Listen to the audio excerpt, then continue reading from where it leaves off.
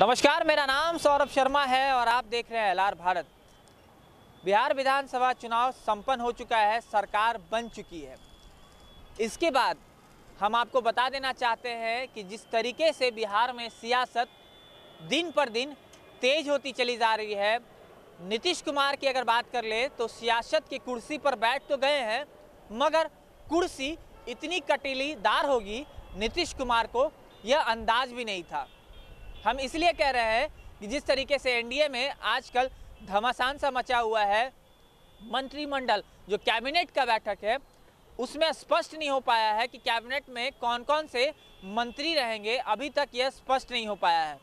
एक तरफ नीतीश कुमार बीजेपी को दोषी ठहरा रहे हैं, तो दोषी एक तरफ जो है कि बीजेपी नीतीश कुमार को दोषी ठहरा रही है।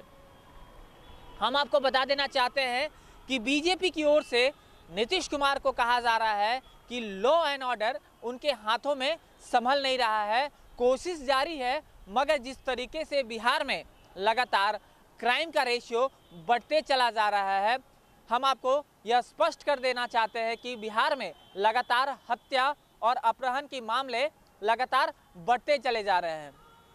पटना में भी एक ऐसा मामला आया है जिसमें 2 व्यवसायियों को जो कि अपहरण कर लिया गया है। अगर दरभंगा की बात कर ली जाए तो दरभंगा में बड़ी लूट हुई है, उसके बाद भी सियासत कम होने का नाम नहीं ले रहा है।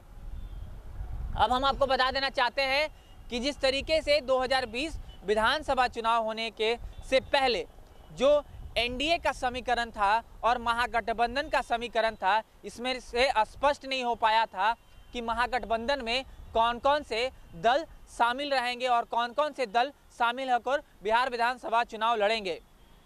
उसमें से एक किला जो है उपेंद्र कुशवाहा की पार्टी थी, जो उन्होंने स्पष्ट कर दिया था कि हम महागठबंधन के साथ में नहीं रहेंगे। मगर जिस तरीके से उपेंद्र कुशवाहा की राजनीतिक छवि रही है, राजनीतिक प्रारंभिकता रही है, उस पर से स्पष्ट हो जाता है कि उपेंद्र कुशवाहा महागठबंधन में साफ तौर पर कहे थे कि हमें सम्मानजनक सीट की बात कह रहे थे, मगर जब वो तीसरा अलायंस बनाए थे जो ओवैसी की पार्टी है AIMM, उन्होंने साफ तौर पर तीसरा फ्रंट बनाया था। उनमें जो उपेंद्र कुशवाहा थे उनके साथ में चुनाव लड़े थे, मगर उपेंद्र कुशवाहा को एक सीट भी आना मुनासिब नहीं हुआ।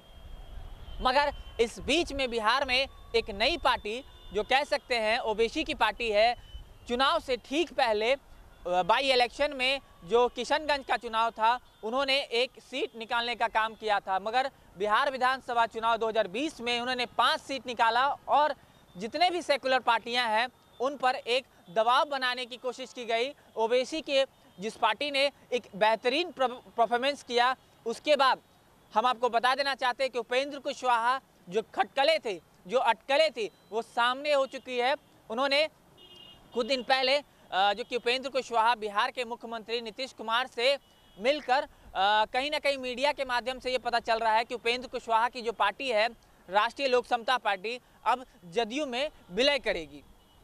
तो क्या यह स्पष्ट माना जाए कि उपेंद्र कुशवाहा की जो पार्टी है उसका अब धीरे धीरे समापन अब जेडीयू में होने चला जा रहा है? हम आपको इसलिए बता रहे हैं कि जिस तरीके से उपेंद्र कुशवाहा पहले नीतीश कुमार की पार्टी में थे, अब जब वो पार्टी से निकलते हैं तब उन्होंने एक नई पार्टी का निर्माण किया। अब चुनाव का जो परिणाम आने के बाद नीतीश कुमार के साथ में अब विलय करने जा रहे हैं उपेंद्र कुशवाहा अपनी पार्टी को।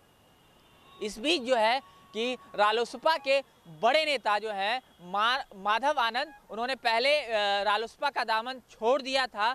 अब माधव आनंद का कहना है कि अब हम उपेंद्र कुशवाहा के साथ में हैं, हमारी घर वापसी हो रही है। मैं उपेंद्र कुशवाहा को छोड़ा नहीं था, मैं राजनीतिक से थोड़ा दूर चला गया था, मगर अब उपेंद्र कुशवाहा के साथ में मैं रहूँगा। जब पत्रकारों ने उनसे बातचीत किया तो उन्होंने कहा कि नीतीश कुमार की पार्टी या फिर जो रालोसपा है एक ही पार्टी है, हम लोग का धारा एक ही था बिहार में विकास करने का, मगर अब घर वापसी होती चली जा रही है। यह कहीं ना कहीं स्पष्ट हो जाएगा कुछ समय के बाद कि जो रालोसपा है अब जो जदयू के में विलय कर देगी अपनी पार्टी को। तो क्या ये स्पष्ट माना जाए कि उपेंद्र कुशवाहा की जो राजनीतिक करियर है, जो राजनीतिक पार्टी है, वो विलय अब जेडीयू के में हो जाएगा? अब ये तो वक्त और समय बताएगा, मगर इस बीच में जो कई खटकलें थी वो स्पष्ट हो चुका है कि उपेंद्र कुशवाहा अब नीतीश कुमार के साथ में जाना तय माना जा रहा है। अब तो ये वक्त और समय बताएगा, मगर जब तक के लिए देखते रहिए एलआर भारत।